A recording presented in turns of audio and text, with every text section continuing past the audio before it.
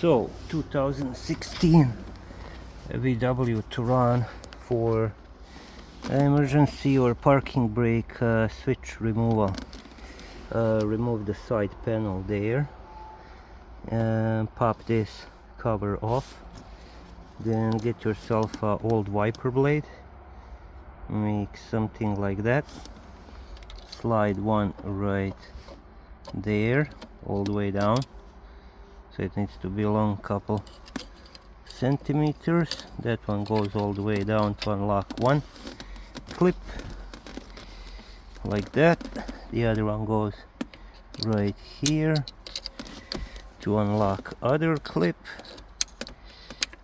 Then something like that, you wiggle it until it gets all the way down to unlock the clips.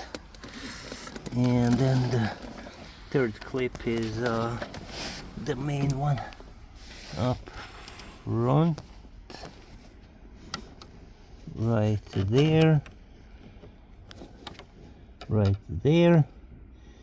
undo that one with a screwdriver or anything flat, and then just pull up and the switch comes out like so, and that's it.